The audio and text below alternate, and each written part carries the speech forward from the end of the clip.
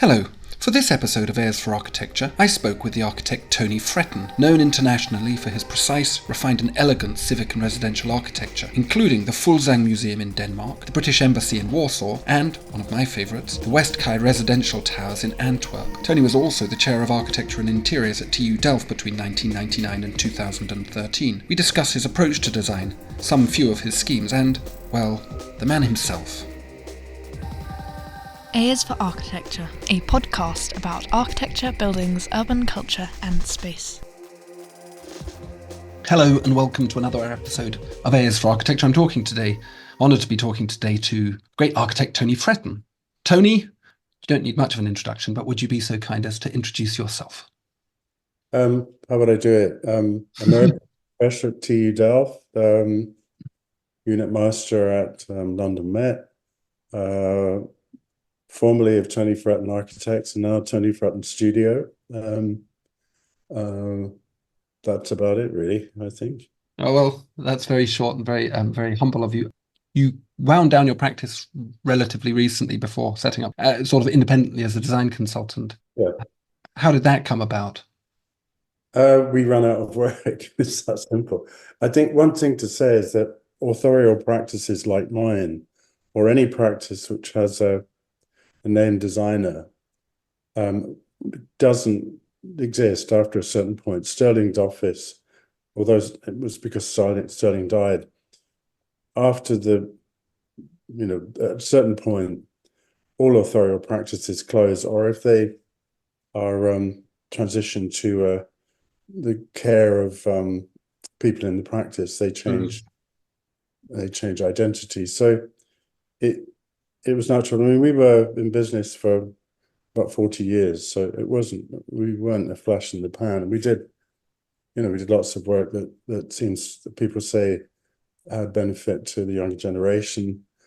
So although it was not the best day of my life to close the practice, there's some consolation in what I've just described.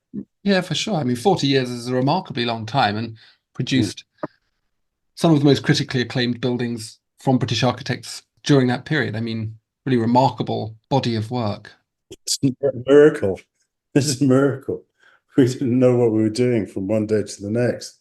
In a way, I think that's what the kind of Bohemianism of that is, what allows you to do what you believe you should do as an architect, while at the same time caring for your clients. But we were lucky in having one or two very special clients, Nicholas Logsdale, Listen Gallery, the embassy, the Foreign and Commonwealth Office leader, Kerry Hutchins, was very, very good in the embassy. He just stood back and said, "You do it," and he was fantastically supportive. From Furslang, the director, and my memory's going, but this is awful, but I loved her very much.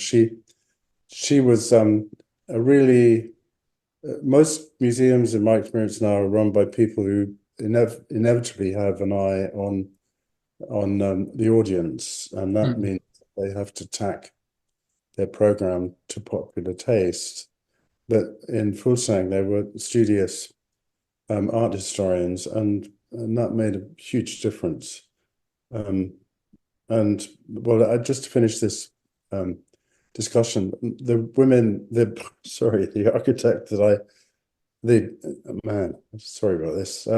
clients that I liked the most were women. There was Linda Fredericks at Artsway, Anne Toms at Key Arts Centre, Jenny Lomax at London at Camden Arts Centre, and the director of Furslang, and they're very different from men clients. Male clients, we all, as men, are driven by certain types of ambitions and self-fulfillment, whereas my experience of women museum directors is that they're much more social.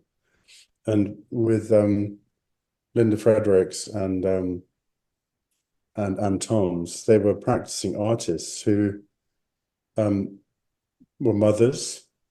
They also were at Greenham Common. They were left-wing, and they sublimated their artistic practice into a social practice. For that kind of person, you would do anything to get their projects to work, anything. And mostly when you deal with men, they're like oneself. They have their opinions, and you have to negotiate with them. But with women, it's just very different. So if I've done anything, it's to appreciate what women clients can do. That's a very beautiful way of putting things. I kind of understand that. I wonder why you found that. I mean, you mentioned this idea of Bohemianism as well. And it was something I was listening to the Scaffold podcast, actually, that you did, where you talked about the requirement to be professional, to be competent as a professional. And I thought that was very interesting, because obviously when people think about Bohemians and working for art galleries and kind of having a social practice, and they might assume that that means a kind of woolliness and a kind of make do and mendness. But obviously your productivity and your reputation must have been born from people being able to rely on you as an architect to be the architect. Absolutely. Yeah. I mean, you can't, well, some people do go into practice without thinking about their work from their client's point of view. But I learned quite early that you should both attend to your clients' needs and desires and also bring something to their project which they'll discover later. And it is true that all of my clients, Anish Kapoor, Listen Gallery, find that what I was able to give was a great depth of experience for the majority of people who visit those buildings. And I was in the Camden Art Centre, which was a conversion, I know. And I was talking to some visitors from Austria, and we were talking about politics. And then they said, but we come here because the atmosphere of this place is so great. And people say that about my work, that I give something in the buildings that I do, which is very consoling, very enjoyable. So I think that's the combination that I'm able to provide. I can build things well. Well, let's add something to that I had great partners. I had Jim McKinney, who's now a partner in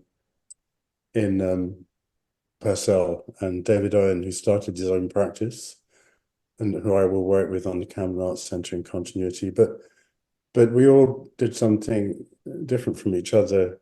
Jim was an amazing strategist, and David could do anything. He could make anything happen. And I was the person that, after they'd made the analysis, where I would say, it's not architecture yet, and they go, okay. But that's, for me, that's a crucial, a pivotal position that I have in education. I think that the way I teach is to teach professionally, so that people come out of architecture school at least knowing something. And I always set a schedule of areas, a site, so I don't say to students, let's imagine what you want to do. I always say, as an architect, you're almost inevitably interpreting a brief from somebody in a site. Architecture is about, well, to use sort of crude expressions, as found. You come to something that exists, make something good from it. Caesar, I mean, and also in design, Caesar makes the point that as architects, we don't invent things, we just modify things. And that's even true for the polemicists such as Herzog and Rem Koolhaas. They are reusing material that existed before. I mean, in the same way that as human beings, we reuse social knowledge, in order to communicate. The number of genuinely original people in architecture is very small. I mean, Buckminster Fuller, for example, very, very small. Most of us, we have to deal with society, and we have to do something very difficult, which is we have to, from our own imaginations and experience, which is very limited, we have to make a building which other people who live or work or just encounter it get some satisfaction. And that's a kind of magic that you can't really explain. But when I teach, some of that comes into the teaching. I mean, it's quite early to talk about these things with young graduates, but you at least feel that you're giving them some stability and craft. And I say in teaching that my major contribution is to teach the craft of design. Could you talk about that a bit? What do you mean by the craft of design? Because I said in one of my earlier emails weeks ago to you that there's a sort of magic to architecture, which I teach it and I don't understand it really. This whispering in the ear that we do, which quite a substantial proportion of our students pick up and are good at. And they come in very green and they come out capable of thinking at scale over time with great levels of complexity. Could you talk a little bit about that process of design? Well, it's not much different from somebody learning how to cook a pie, you know. I mean, it's that simple that there's a set of ingredients that can be combined in the right way to make. Oh, not really. I mean, let's say it's as simple as making an incredibly complex pie that people are going to live in, and that's just resist the weather. So I don't want to simplify things in an untrue way, but that's why I say it's a craft. It's there are some things you can teach, and there are rules, of course, which can be read and applied and absorbed. But the way that one designs or makes a building is a craft. It's something that I think you can only learn from another architect who tell you how to do it. So you don't think academics are much good at this? No, there are plenty of very good academic teachers, and I wouldn't say that. I mean, I'm trying not to be partial here, but I think somewhere in schools of architecture, you need somebody who actually does it. You need a teacher practitioner, but there are plenty of academics I know who are great teachers. You know, friends. Let's say this, because they wouldn't want to be named. They'd shout at me for naming them, but some people I'm very, very close to have taught for a living with great passion and educated people in a different way from me, in a way that's more vivid, imaginative. And one of the downsides of what I'm describing as my method of teaching is that it's quite sober. And at the end of the year, when we have the exhibition, my unit's work always looks kind of a bit old-fashioned, you know, and every year I think, why is this? You know, why does it happen that way? And everybody else draws beautifully. I don't know, something in the way that I teach is rather practical and deep. But James Gowan, who was my odd teacher, the things that he said to me, which I only really understood 10 years after I'd graduated.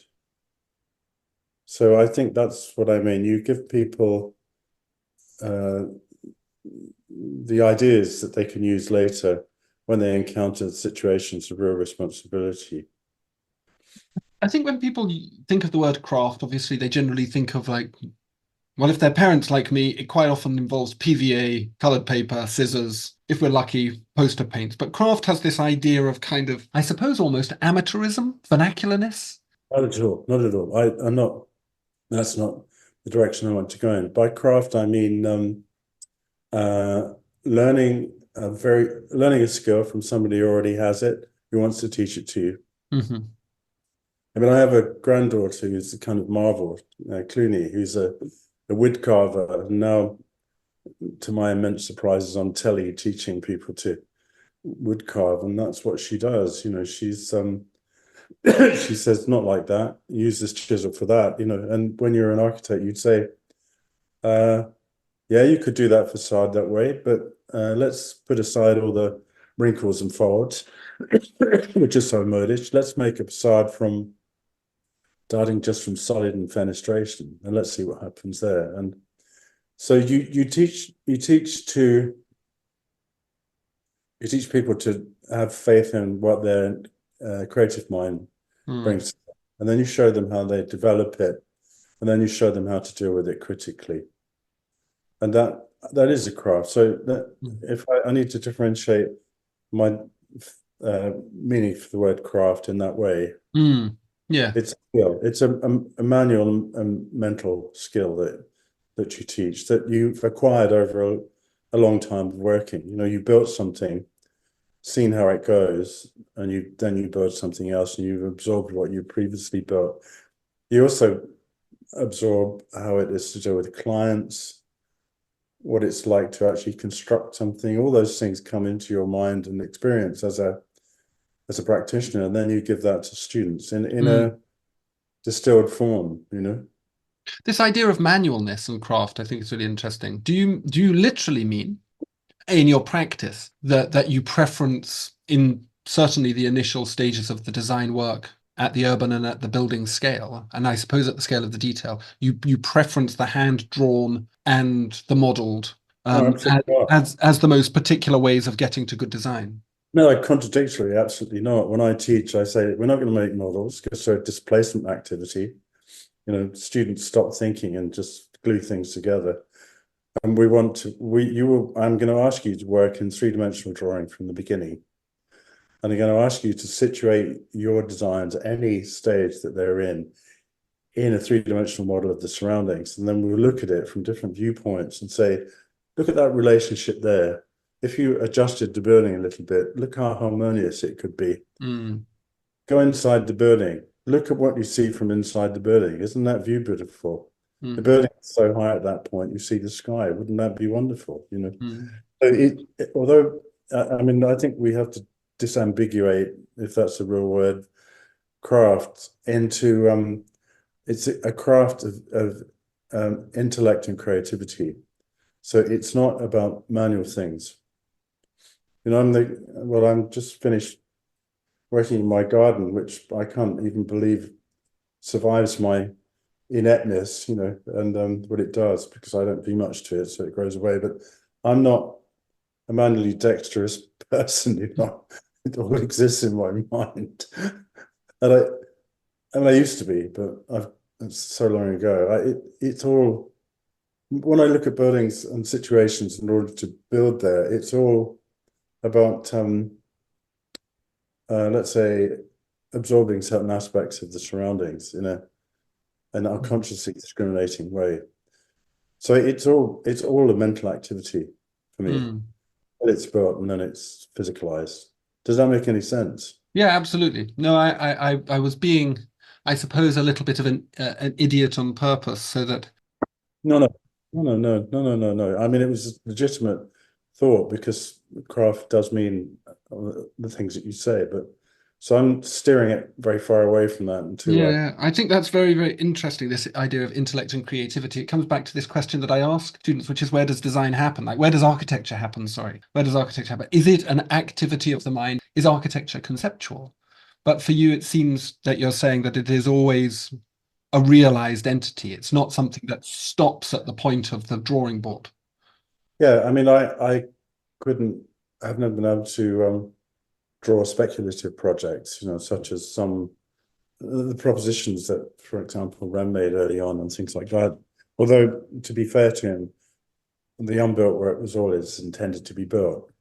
I've always been fascinated by the physical nature of things. When I worked in construction for a little while before I went to architecture school, I was a bricklayer's labourer for 3 years and a scaffolder. And that was in London. Yeah, well, in the suburbs, the West London suburbs where I grew up, and that was kind of curious thing.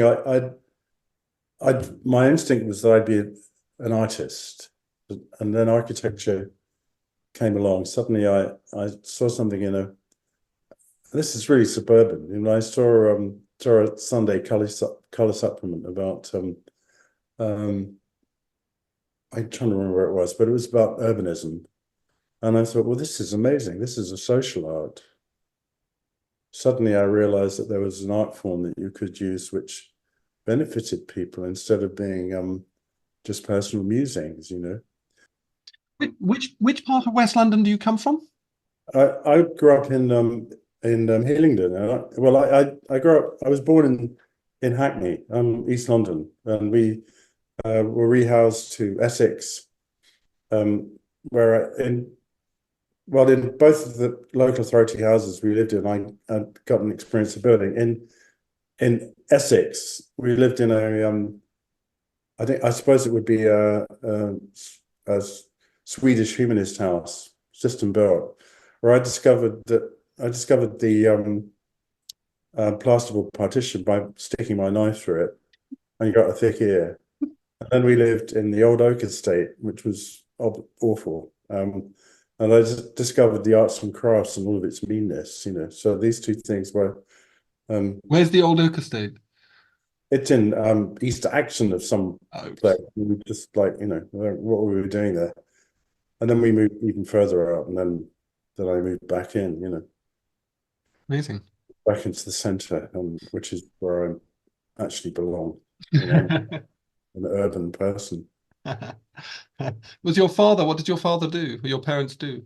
An electrician, but then he became supervisor in an airplane factory, and then he started his own building maintenance company. And my mother was she was a housewife. Before that, she worked as a sewing machinist in a clothing. They left school at 14. Yeah. My dad was an apprentice along with his brothers, electrician. My mother married and didn't work after that. And they were ambitious, but culturally uneducated. They weren't philistinistic. In a way, they knew that creativity existed. My dad played the piano, like all his East End men. He played the East End stuff. And my mother painted the house bright colours and made her own clothes. So it's a very, very, it's a kind of upwardly mobile working class background that I come from. It's extraordinary. And the infrastructure of the post-war world, because you're born in 45, if that's not too impolite to say. No, it's all right. Yeah. It's written all over the internet. You can't hide, I'm afraid. I have to get it all out, everything. But that so my father was born in a very similar location to you, and in a very similar his father worked in the Kodak factory and his mum worked in the canteens of his primary school. And then there was the art school in Harrow. Yeah. That was Malcolm McLaren studied there, you know that? Yeah. And at the age of 15, my dad was transferred out of the convent school, the school run by the nuns that he went to in Harrow, and taught the craft, as you put it. Yeah. And as a consequence, upwardly mobile. And again, his father was, in the army by the time he was 15. But it's extraordinary. Do you feel like that has been, that environment, that post-war environment has been the governing kind of, I guess, architecture of... It's a huge gift. First of all, I got a grant to study. I studied when I was 21 because I had 2 children, and all my fees were paid, and we could just about live on my grant without working. So my education was entirely funded for 5 years. That's unthinkable now. The successive governments have decided not to do that for their own reasons. And it was a time of liberalism. It was. The Second World War created a kind of command economy, the effect of which lasted quite a long time. So there was a lot of savings, there was a lot of money, and then it was spent. And we spent it, and just us worthless hippies spent it.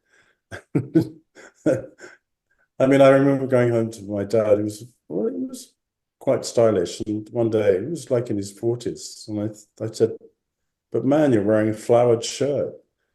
And he said, "Being East End man, it wasn't." The old cat was rocking, There you are. No, it was a good time, and it was interesting. I was in Barcelona, and I was teaching a guy who played the guitar, and they all wanted to know what the 60s was like. And I said, well, there was music everywhere, and there was creativity everywhere. It was an extraordinary time for a democratic, enjoyable, and it was just a very, very charmed time. And I'd say that without wishing to say that the present's worse. I'm not saying that. I'm saying that we were lucky. We were very, very lucky. We were able to think beyond simply earning a living or getting a qualification. We could think creatively, and well, that was a huge gift. But when I worked in construction, in a way, the buildings that I worked on were completely uninteresting, police station and things like that, But what I really liked were the holes in the ground and the piles of bricks, and the metal of the scaffold, the sensory elements which then get absorbed into building and are made anonymous, or their power is reduced. But the physicality of building as an experience is something that really interests me. And in the Listening Gallery, I think I did make the first step towards how I then practiced, which was to make a building that talks about the surroundings, makes a proposition that the city that you see from the window, which in London is often a series of mistakes and low-grade activities, was something we all should own. It was what London is. And to place art against it was actually a radical act, And also somehow when people walk by in the neighborhood, they look down into the building. They look down on the art people, so they have the upper hand. So lots of things which they weren't calculated, but they're intuitive. They're outcomes of decisions that I made, turned out to have these kind of social and architectural consequences. Yeah. It's a very interesting idea. There was a quote in Drawing Matters. There was discussion about your work, about the Listen Gallery, I think it was. And Nicholas Logsdale, is it? Nicholas Logsdale had written that in the work, he said, you produced space that is not competing with the artist. Absolutely. Which I think is obviously sets you diametrically opposed to, say, for example, not diametrically opposed, but certainly in contrast to perhaps some of that celebrity architecture that occurred at the beginning of late 1990s and early 2000s, the kind of building as art. I strongly rejected that. And I thought that the position that I took was much more honorable. The problem is that now in the art world, that has become what you do. You have buildings like Gary's buildings, which are terrible. I mean, God bless Frank Gehry, he's an architect whose work I like, but the art galleries are atrocious. He has no sense. Everything is sacrificed to filmmaking. And I think it's much more subtle and much more interesting to make buildings which sometimes are impressive and visible, and sometimes the effect have very low visibility. That's much more interesting, much more intellectually satisfying. How can you make somebody feel comfortable without them seeing you do it? That's the measure of a good host, a good person, that you make people, you let people see the work. But in a particular, let's say a unfathomable way, the work makes the building makes the work seem good. In Furslang, I made a series of rooms which are different in character. One is for temporary exhibitions, the other are for small-scale works with gold frames, and then there was a section on Danish Impressionism. But each of them shares a vocabulary, but it's treated in slightly different ways, so that as you go through the room, you see the art, but in the periphery of your vision, the room stimulates you. You know what I mean? So that the room, a mistake that's often made by gallery designers is to treat the interior as if it needs to be completely meaningless or over architecture. But the thing to do, which we did, is to make something which affects people and allows them to see the work, allows them to enjoy being in space, allows them to feel that going to an art exhibition is uplifting and pleasurable. in Furslang, one of the clients was really wonderful. One of their desires, which we realized, was to make a room where, in the sequence of galleries, you simply sat and looked at the landscape. You know, you don't normally get in galleries. So we lots of things like that. We didn't. It's interesting how little the art world understood that. How little artists really get it. And well, I won't complain, but it's disappointing that there wasn't as much understanding of that skill as I'd hoped there would be. Well, no, why employ a thoughtful architect when you could employ jazz hands and just have some shapes thrown up on your riverfront or your harbour front?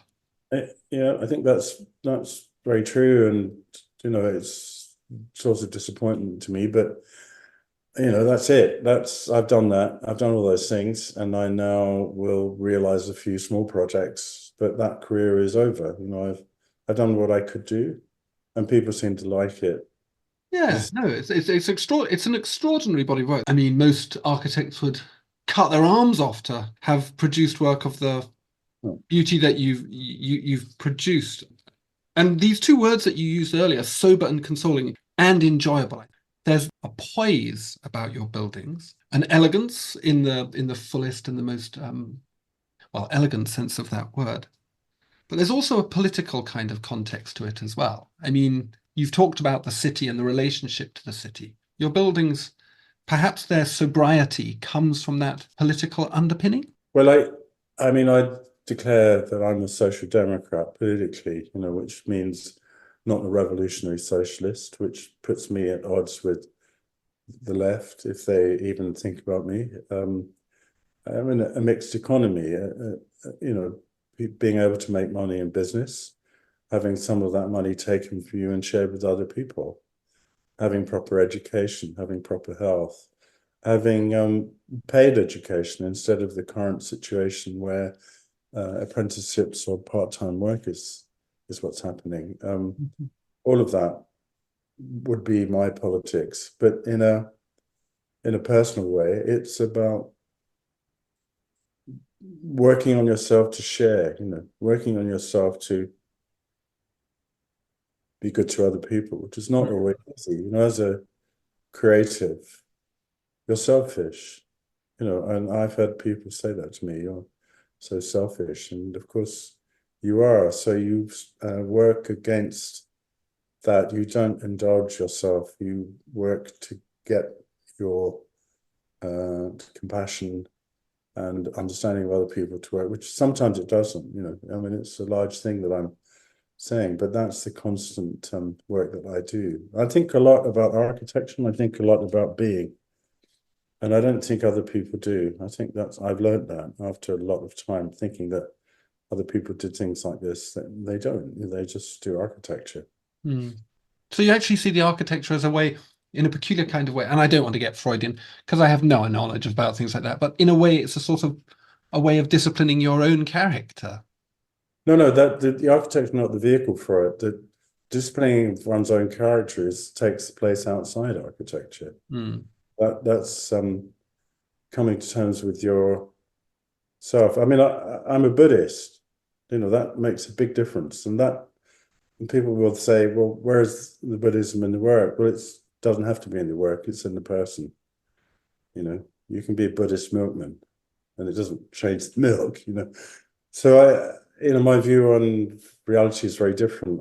I've separated from the Christianity in which I was brought up, and now I have a much more, a different view about the validity of things and the unexpectedness of events, and how some realities can be revealed to you in small things. And in a way, does this matter? It matters to me, but we're having an open conversation. So. Yeah, for sure. But do you not feel, I mean, obviously that implies a spiritual deportment in your own perception of the world and the people in it and the stuff in it and the universe beyond it. Do you feel that I'm just coming back to these words, this idea of consoling again, the idea of a consoling architecture we would normally connect perhaps to either things like almshouses and hospitals or religious buildings or No, graveyards. Do you feel in a way that your spiritual deportment has inflected that work in a positive, meaningful way?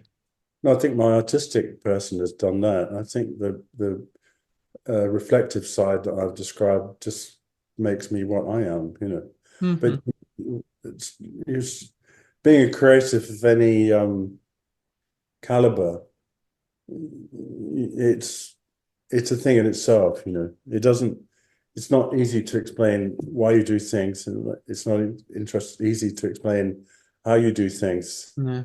But in some ways, and you try to when you teach, and you try to when in interviews like this, but actually in the end, it's in the work, you know. If the work speaks and does what you hope it to do and more, that's it. That's the vehicle, and Mhm. it's independent of that side of me. That's just my view of the world. You know, that's how I am.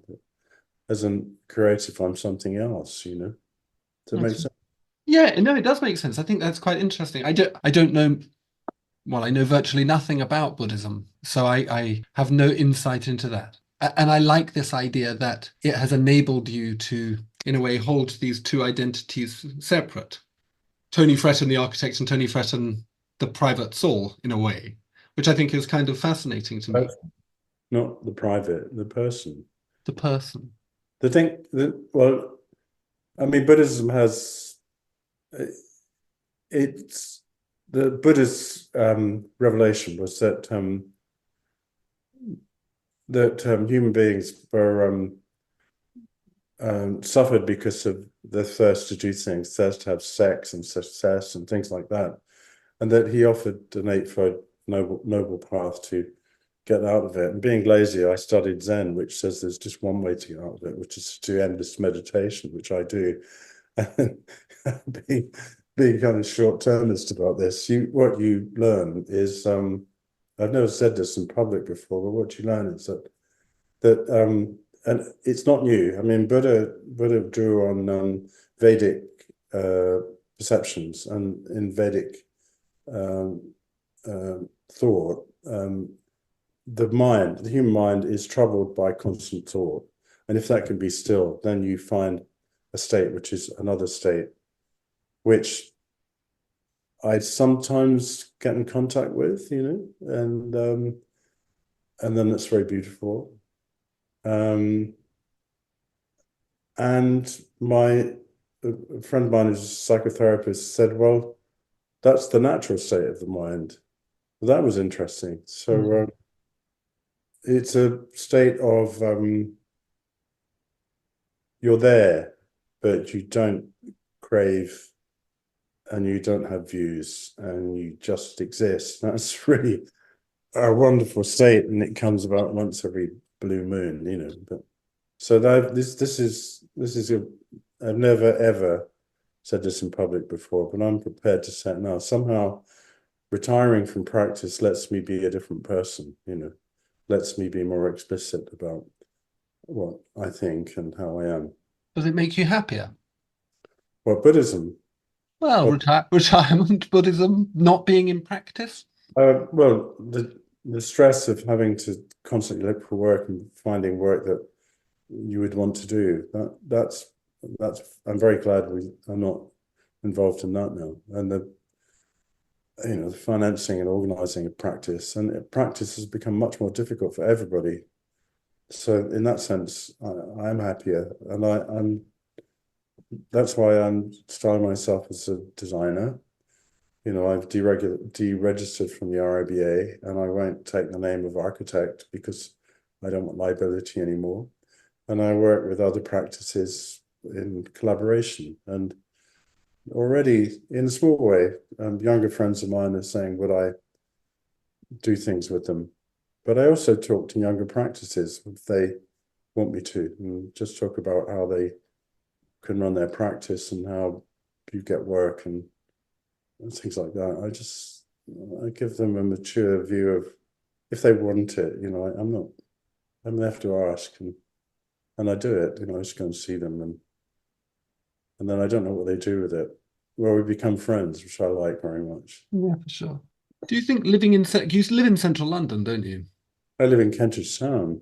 Ah, do you? That's central. Well, that's kind of I guess in about 10 years' time, it's going to be called Lowgate or something like that. It'd be renamed. NoHo. NoHo. Yeah, I used to live in Soho, actually. I lived in Soho for a long time. But Kentish Town, there was the Camden New Journal ran an article saying bankers are now unafraid to live in Kentish Town. And I was going to write a letter saying, no, it's awful. I'd be rubbed within seconds. But I didn't. I didn't. I just wanted to ask one last question before I let you go, which is I read an article again, I think in Drawing Matters by Jonathan Surgerson, who recounted early days. Yeah. I think when you were at AA, the Architectural Association, and there was a group of people like them and Surgerson Bates and David Ajayi and various other folk, and you would join these discussions. And I was trying to connect your work into that in my head, into that kind of those other architects that Jonathan Surgerson mentioned, and I couldn't really do it. I mean, who do you see your work most closely aligned with? Who's still practicing today, or who has been practicing till recently? I mean, where do you place your work in the kind of broader? I to be frank, well, I'll explain this in a different way. We that coming together of architects occurred. I'm just trying to think of the date, but it was a long time after I graduated and they'd graduated. So Jonathan Surgerson, Stephen Bates, Jonathan Wolfe, who was a fantastic architect who tragically life was short, Mark Pimlott, who's a very, very great designer, writer, photographer. David Ajayi Little was involved in it, but David somehow his trajectory was in a different place. Diana Perrotton was part of it. And what we felt was that unlike the 1950s in Britain, where architect writers and architectural historians came together in the Architectural Review, and there was real criticism and real discussion in print, that hadn't existed, that magazines for a long time, they couldn't be critical. Somehow they had to be laudatory. So we wanted to write something about architecture, and actually Adam Crusoe and Peter St. John were part of it. And we started writing. We had each Sunday, somebody read their article and there was a critical discussion. And then for reasons that I don't really want to remember, because the people that made it happen are still around, and it wasn't Jonathan Surgerson, but who's a great friend. But suddenly I just reached a point where I didn't want to be part of that anymore. There was also Ferruccio Izzo, who's now professor in wait for it, Italy somewhere, in Naples. And so it was a very interesting group. I mean, everybody in the group was 20 years younger than me. So it would be that group where I had sympathy. My peers are architects that I had no contact with, like Piers Goff and people like that, who were very nice, but there was no group in my age. There was no peer group for me in my own age. It was always people who were 20 years younger. It was actually the generation of my children, strangely enough. So it was that was magical, and a lot of those people. Mark is still a great friend, my best friend. Jonathan and his wife Irina, great friends. So in a way, we care for each other. We admire each other's work. So it would be those people in Britain that I related to. In terms of internationally, it would be people like Peter Merkley, who I wouldn't claim as I wouldn't claim in any other way that I know him a little and I like him very much. And he, like me, was a kind of individualist who did what he believed in. And there are others, but they're not people that I was close to. I didn't have conversations with them, but conversations were with the British practices that I mentioned. But just to say this, we didn't succeed in publishing what was called Papers on Architecture. But then Jonathan went to Bendrisio, Adam went to ETH, I went to TU Delft, Mark went to TU Delft, Jonathan Wolfe went to one of the Scottish schools. Each of us, as professors, ended up having to write. So we did write, but we didn't write in our own country. And that's an interesting thing, that the British education has spectacularly failed to re-engage with the talent that comes here. It's never offered professorial positions of any merit to practitioners, with the exception of Andrew Clancy, who's a great professor and a great architect. Generally speaking, the schools have been spectacularly negligent of their own talent. And, I won't say about my current employment, which I'll just get mad if I do, but No, I think it's fair to say higher education, the crisis of higher education isn't entirely the fault of funding models, but there is. In architecture, there's an attitude. What we don't have in England is an educated commissioning culture. It's more and more crass. I friends of mine, good friends of mine, names you would know, but I won't mention, are they might be the last generation of art architects who work on social housing, made cripplingly difficult. And while local authorities say that good design matters, it doesn't matter in the way that it should do. Money matters more, or actually worse than that, procedures.